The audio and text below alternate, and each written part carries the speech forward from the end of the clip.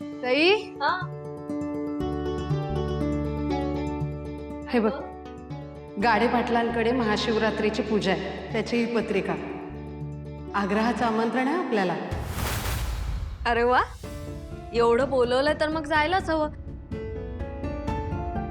आणि मला सुट्टी पण आहे त्या दिवशी. अरे वा, हे बरं झालं आलास. काय काय हे बघ, गाडे पाटलांकडे पूजा आहे, बोलवलंय आपल्याला. याचीच तर वाट बघत होतो. म्हणजे भावनाताई आणि सिद्धू सोबत जो प्लॅन केला तो एक स्टेप पुढे गेलाय.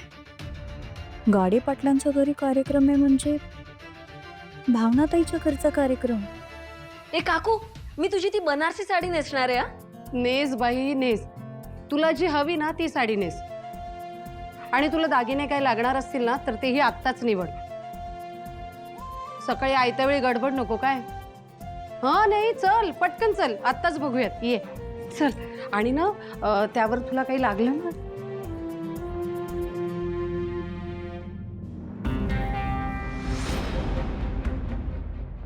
जानू, तयार आहेस ना? तुला याच कार्यक्रमात गायचंय. अरे पण हा कार्यक्रम तर गाडे पाटलांच्या घरी आहे. एक्झॅक्टली, म्हणूनच तुझे सगळे नातेवाईक या कार्यक्रमात येतील. हे बघ जानू, तू जिवंत आहेस हे सांगण्यासाठी यापेक्षा छान संधी असूच शकत नाही. एक मिनिट विश्वा, पण मला सांग, तुला कसं माहिती की सिद्धू आणि भावनाताई तिथे राहतात? जानू, अगं असं काय करतेस? विसरलीस का आपण लक्ष्मी काकूंचा बर्थडे केला ना तिथे सेलिब्रेट?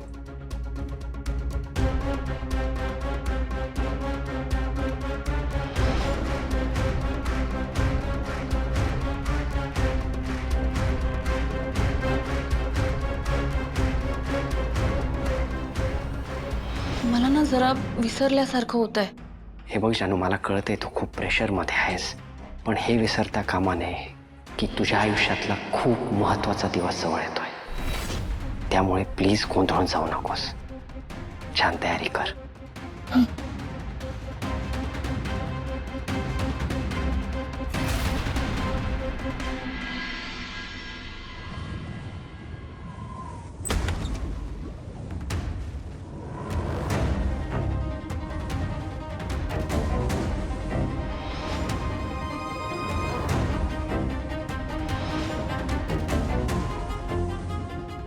जानू,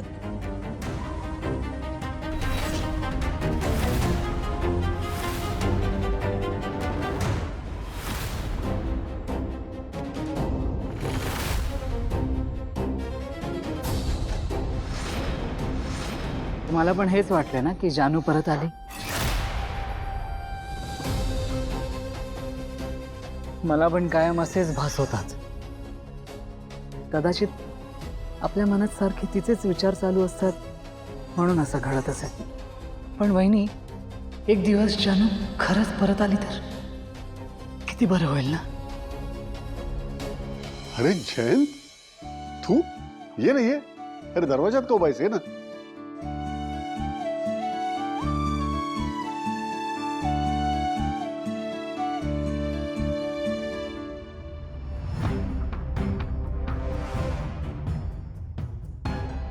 तेव्हा याला म्हणतात परीक्षा. सिंचना आणि हरीश गेल्याने खर्च कमी झाला म्हणून आनंद साजरा करत होतो, तर तेव्हा कळलं खर्च कमी नाही तर कमवणारी सिंचना कमी झाली. म्हणून एक मेंबर कमी करायला आईला त्यांच्याकडे पाठवलं. तर हा जयंत इथे टपकलाय. कशाला टपकलाय? आता हा घरचा श्रीमंत असून याचा काय उपयोग आम्हाला? हा घर खर्च थोडीच देणार आहे. एवढासा खर्च तरी कसा मागणार याच्याकडे? काय झालं? तुम्हाला असा प्रश्न पडला का की मी अचानक इथे का आलो? खरं सांगू तर जान्हवीची मला खूप आठवण येत होती, म्हणून मी तिच्या घरच्यांबरोबर राहायला इथे आलोय.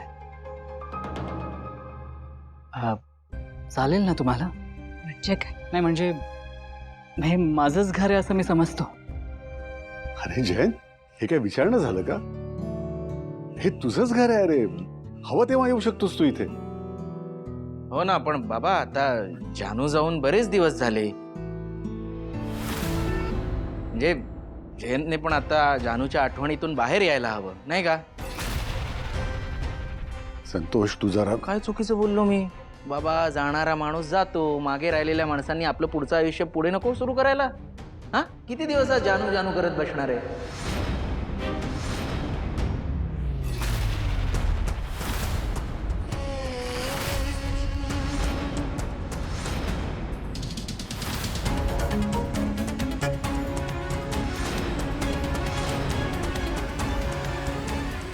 जानूवर माझं प्रचंड प्रेम होतं, आहे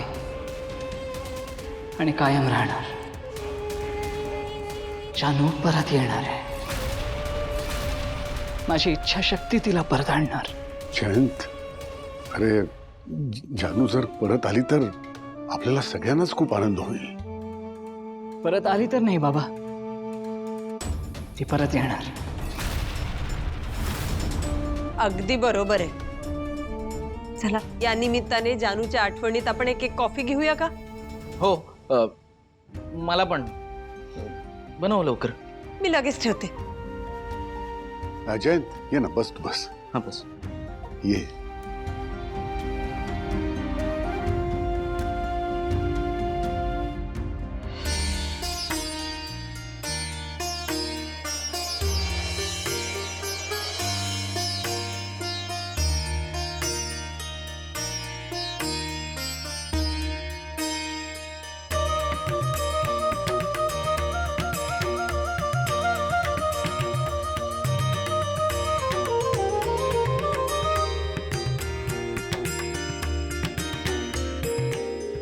जानू, उद्या तुझ्या आयुष्यातला सगळ्यात महत्वाचा दिवस आहे. उद्या महाशिवरात्रीच्या निमित्ताने तू तुझ्या माणसांसमोर गाणार आहेस, त्यांना भेटणार आहेस. हो विश्वा, ह्या विचाराने सुद्धा मला पोटात गोळा आल्यासारखं होतंय. विश्वा, उद्या मला बघितल्यानंतर आई बाबा कसे रिॲक्ट होतील रे? आणि भावना ताई, तिला तर काय करू आणि काय नको असं होणार आहे. पण एक मात्र नक्की, उद्या मला बघून सगळ्यांना खूप आनंद होणार आहे. खूप खुश असणार आहेत सगळे. आता मला सुद्धा मी कधी जाऊन एकदा त्यांना भेटते ना असं झालंय. हो, पण जानू, आज तुझा या घरातला शेवटचा दिवस आहे. विश्वा, नियतीने पण बघ ना कसा खेळ खेळला आपल्या बरोबर. मी जयंतला कायमचं सोडून पळून गेले होते. असं वाटलं होतं कुठेतरी लांब निघून जाईल, पण पुन्हा येऊन पोहोचले कुठे? तर तुझ्या, माझ्या जवळच्या मित्राच्या घरात. आणि यासाठी मी देवाचा कायम आभारी राहीन. इतर कुठेही न जाता तू माझ्या घरी आलीस. या सगळ्या काळात मी तुझ्या सोबत होतो.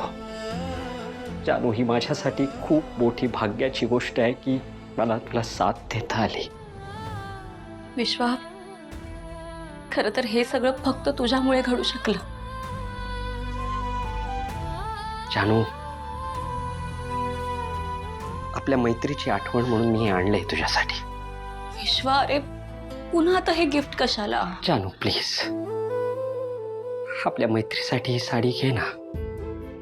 आणि इफ पॉसिबल उद्या कार्यक्रमात ही साडी नेसशील.